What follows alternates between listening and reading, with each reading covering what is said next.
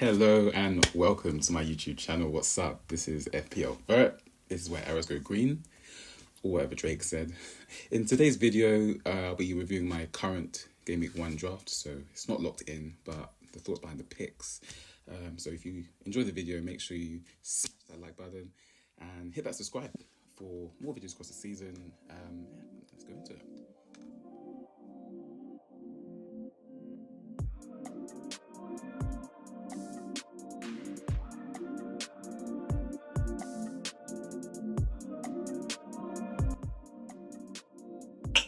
So it all comes down to this. Since refreshing on, was it July 17th, to get a good team ID, to constant tinkering, to now the deadline fast approaching. Just before we get started, just a little plug on maybe why you should give me the time of day. So last season, I finished 389th overall in the world. And this was by all the current content creators. So shout out to FPL Gameweek for using their platform. I use their platform all the time. Just gives you that live updates of mini leagues, track your mini league rivals, and they also had a league for the content creators, which I did finish top of as well. So shout out them. They actually gave me a follow after that. So you should too at FPL Vert. So I'm starting with Dean Henderson. You don't really want to spend too much on goalkeeper, really. They don't really, well, out of all the positions, they definitely read the least amount of points. So 4.5 million is my absolute cap. And for someone like Dean Henderson at Crystal Palace, Oliver Glasner, since he came in February, they've had the fourth best expected goals conceded. So in terms of the number of chances that they conceded across all teams in the league, only Arsenal, Man City and Liverpool conceded less. And incidentally, they actually conceded the third least number of goals as well. Liverpool actually conceded more goals. Maybe Klopp on his farewell was a bit looser. But yeah, we're starting with Dean Henderson. And on my bench, just my 4 million goalkeeper is Slicker of Ipswich. Just a bit of fun because you need someone that's not going to drop in price. So he's very lowly owned and he's got a cool name and he's got a pink kit, so for a bit of aura, he'll be on my team. So yes, next, Trent Alexander-Arnold, the most expensive defender in the game. So arguably the best place to start because it means you can just go to any defender after that as well with like one move. But I don't think I'll be selling him anytime soon because Arne Slot has had Liverpool flying in pre-season. The Liverbird has been flying.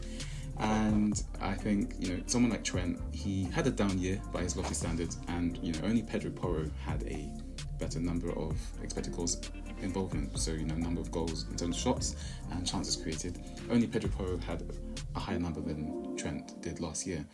And as well, of course, just on the Spurs defence, I'm going to swerve that for now because they don't clean sheets. They don't know what clean sheets are. And in the first 4 games, they're going away to Newcastle. But like I said, they have conceded 10 goals in the last 2 trips. 5 goals on average each game, so won't be going there. And then they're hosting Arsenal, so won't be going there either. And yeah, on Trent, among all the defenders, only Conor Bradley and Ben White had more points per match across the defenders. Obviously Conor Bradley won't be playing, and obviously Ben White of Arsenal, he's in my thinking, maybe not Ben White, but Gabriel Saliba. I think Arsenal's defence obviously was the best last year. It's just the fixtures to start with aren't the best. But just on Trent again, 3 goals, 5 assists. One of them was a free kick during my free hit week. Thank you very much, Trent. We all know what he's capable of. He even assisted Jota on his in the 74 minutes that he played on Sunday. So I'll be back in Trent for sure. And just on Gvardiol, in case people are asking, I'm going to swerve that as well because I actually had him for his amazing run when he got 4 goals and 2 assists in the last stretch of the season. But this year, especially in pre-season and the Community Shield, doesn't look like he's playing in that same position. And I feel like wingers this year, well, there's like a feeling among like the fan base of Man City that the wingers are going to be a bit more, keep holding the width rather than Gvardiol will be. Obviously, we get to assess the situation so we can come back to it. But for now, I won't be going for Gvardiol. Next, Ola Aina, so for the Nigerian. That's not the only reason I'm picking him, of course not. Since their new coach came in, Nuno Espirito Santo, they've also had the 4th best numbers in terms of expected goals against. So they've got a solid defence in terms of the number of chances that they concede. They don't concede too many chances, so they should get a lot of saves. And obviously Aina, he plays in their defence and get so a nice route in. And they play a wing-back system. He's had an assist in the preseason, so it's a nice cheapy option. Next, Mikalenko of Everton. Only Arsenal kept more clean sheets than Everton did in the whole of last season. Man City were tied.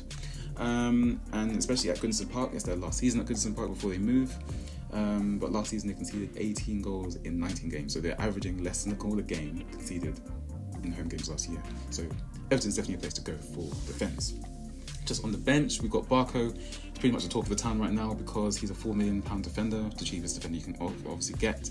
And he takes corners and he starts games at the moment, so it's just a nice option to have on the bench. Robinson as well, 6 assists last season. Not the best underlying data, but someone nice to have. He rotates very well with the defenders that I've got here. Next to the midfielders, just before we get started on the midfielders, just wanted to wish Oscar Bob a big get well soon. He was doing very well in the preseason. He was under my eye for sure. He was tipped to have a breakout season. I was looking very forward to watching him, as I'm sure a lot of people were as well. So hoping that he recovers and just as strong as he was. Anyway, so on to my midfielders that I have picked. We're starting with Saka, the star boy himself, Arsenal star boy, of course. Only Foden and Palmer scored more points amongst midfielders last season, and only Haaland and Salah had a higher XGI, so expected goals involvement, across all the positions. So you obviously, what you're paying for the 10 million premium price tag. It's a bit crazy to think about. I think he was like 5 million when he first came into our team.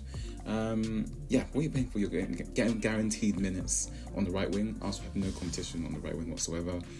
Playing in an attack that scored 91 league goals last season. Obviously only City scored more than that at 96. And will surely challenge for the title again. So, you're getting like a top tier attacker really in the league, as far as the league concerned. He's improving his output every year. Seemingly on penalties, he's taken our last few penalties. He gave some away at the start of last season. Maybe he does that again this year. But from a selfish point of view, I'm hoping he gets his numbers up because the Chelsea fans are getting a bit too excited about Palmer. So we need as many goals as we need Saka, so don't give them away.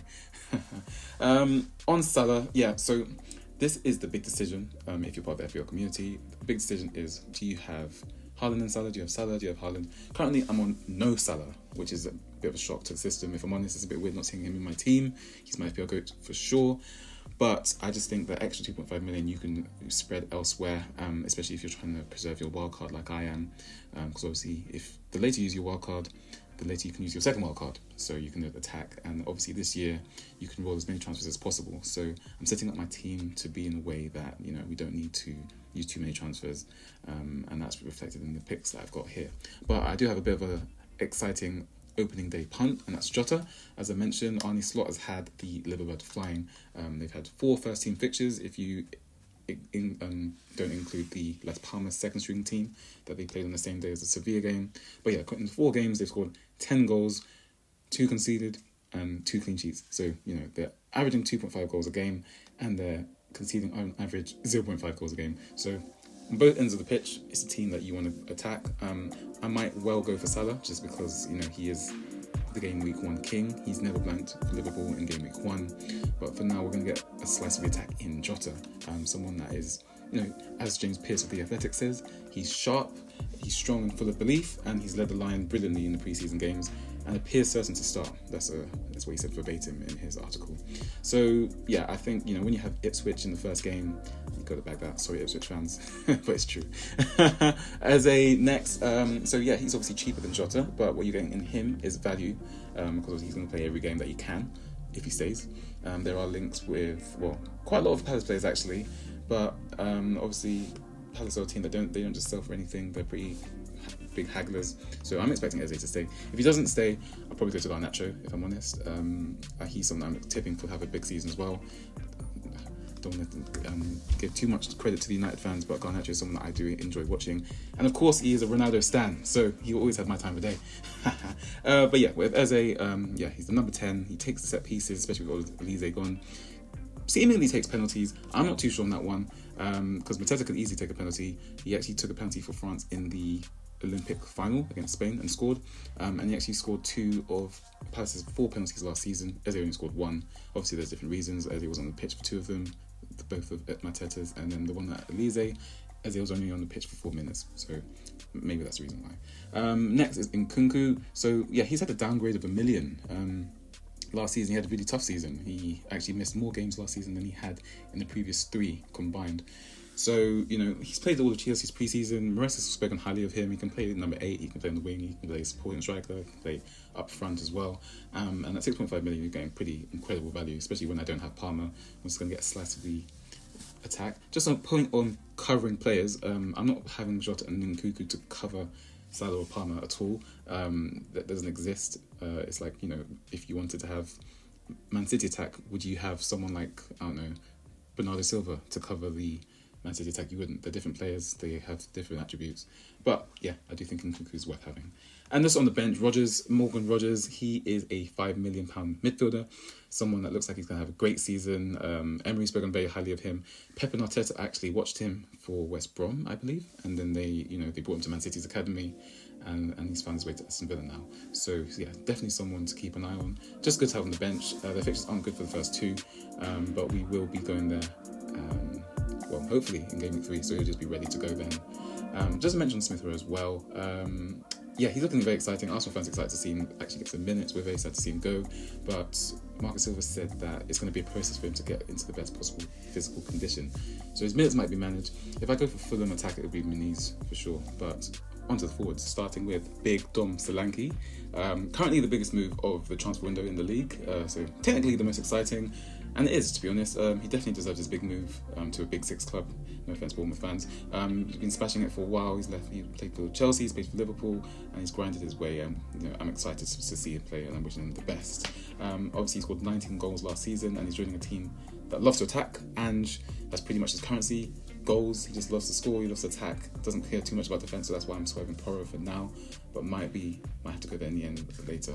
But yeah, I think Solanke's a great place to start, especially if I've got no Salah. I might as well spend the money elsewhere. And their first fixture, Leicester versus Spurs, is a pretty exciting fixture for the neutral. In each of the last 5 meetings, there's been at least 3 goals, so yeah, definitely worth to have in that fixture for sure. Next is Alexander Isak of Newcastle. Probably the most essential player in the game right now. If you don't have him right now, fair enough. But I don't think there's many decisions to be made on him. He's 8.5 million. He's cheaper than Watkins. He's cheaper than Haaland.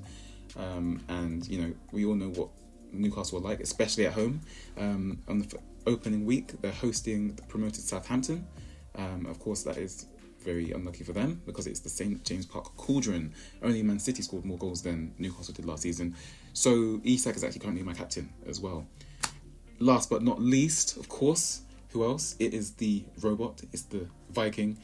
It's Erling Haaland. He's had 2 years in the Premier League. He's had 2 winners' medals, sadly. And he's also had 2 golden boots. Probably the most inevitable player in the game. He's 15 million. Pretty outrageous to say out loud, but he's 15 million. That's literally 2 of Solanke.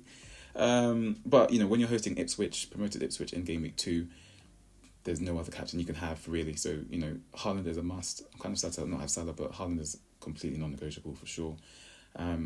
So, yeah, anyone that doesn't own a Haaland in Game Week 2, who are you going to captain? Let me know in the comments, actually. Or are you just going to be hiding behind sofa?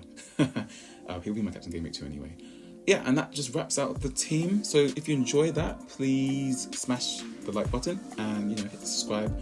And I will see you again soon.